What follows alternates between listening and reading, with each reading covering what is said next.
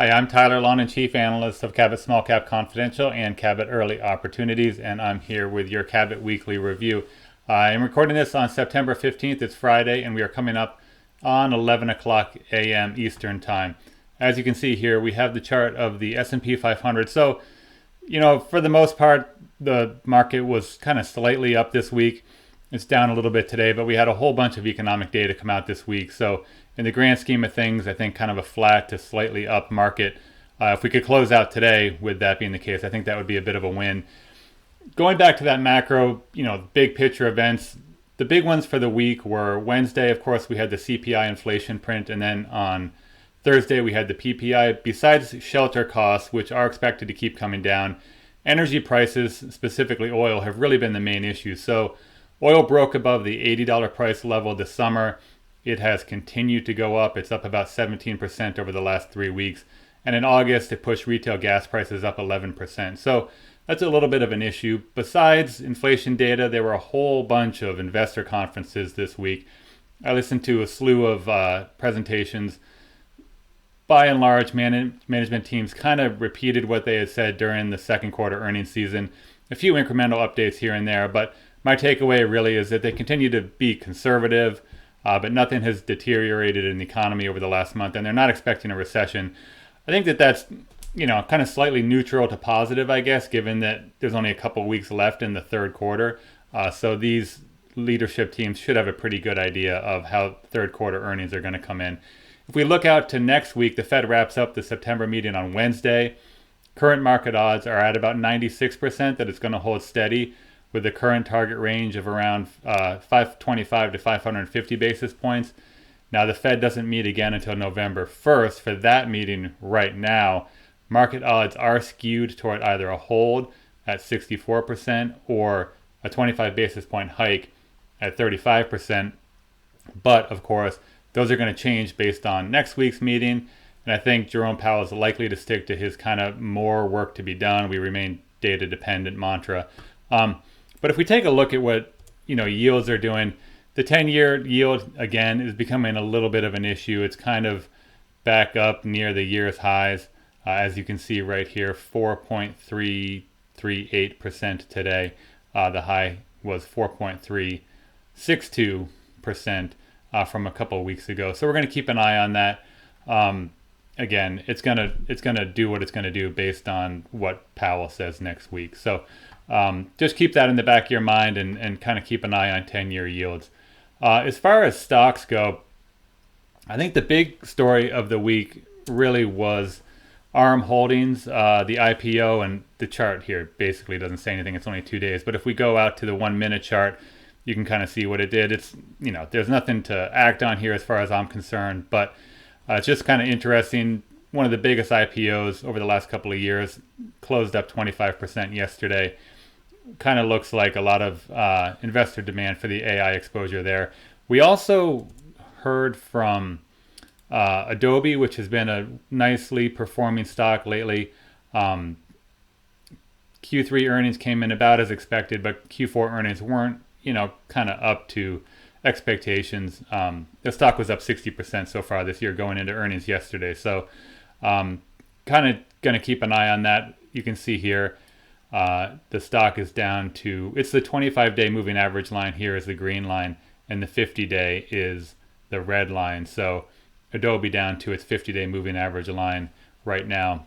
A couple other analyst notes. So I think it was Bank of America came out, was talking about some ongoing dynamics in the ad tech platform space.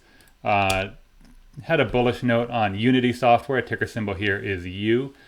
And also on AppLovin, which looks a lot better. Ticker symbol there is APP.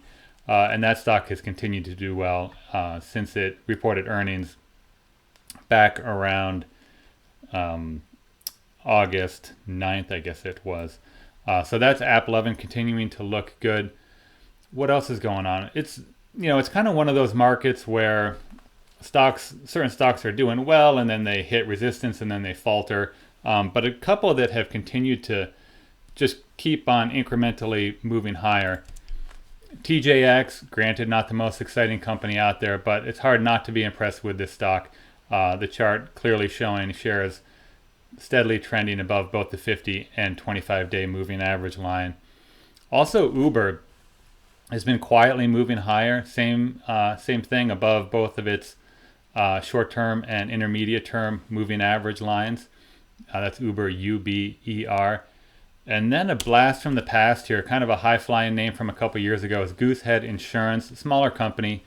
Ticker symbol is GSHD. And again, kind of like Uber, quietly moved higher in the beginning of the year, had a little bit of a blow-off rally after last earnings report in late July, came back down and then has bounced back up above the 50 and 25-day moving average lines lately and continues to look pretty good. So that might be worth taking a deeper, closer look at. Also, Comfort Systems, ticker symbol here is FIX. It's just one of those stocks that just won't quit. Again, kind of like TJ Maxx, it's not the most exciting story. Provides heating, ventilation, and air conditioning services to commercial and institutional markets in the U.S. So, again, basically it's an HVAC contractor. Not too exciting, but like TJ Maxx, the stock chart looks pretty solid. Elf Beauty has been a name that has done really well for a long time, pulling back today to around its 50-day moving average line. Could be a buying opportunity potentially there. It's just been putting out monster numbers. If you go back and look at the press releases over the last few quarters, it's just been one significant beat after another. A little bit of uncertainty in terms of how retail is going to do in the third quarter. And of course, Elf Beauty does sell through Target and other big retailers. So that might be weighing on shares, just some concern there. But the trends there in the business are certainly very strong. And last but not least, we have Duolingo. So a software name, and it's another one of these names that has, it did well in the beginning of the year, and it just hasn't yet been able to punch through resistance. So Duolingo topped out at about 168 here back in mid-June. But after a few retreats, it's back near that level today. And I think this stock looks better than, say, some other quote-unquote best-of-breed software names like, say, HubSpot, which has pulled back a little bit. But it's just, I think it's impressive how Duolingo has been pretty resilient. And if you go and you dig deeper and you look at the growth numbers and the story, it's a really interesting story. They have a language learning app, and their platform is it's really easy to learn. It's really easy to follow. It's kind of fun, not a big commitment, but they're doing a lot of interesting things with artificial intelligence and just how they engage users on the platform.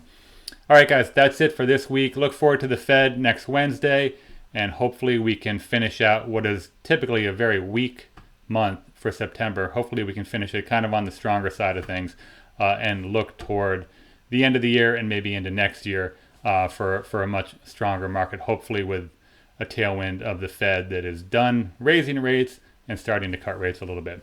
Keep your fingers crossed. Have a good weekend. We'll talk to you soon. Bye.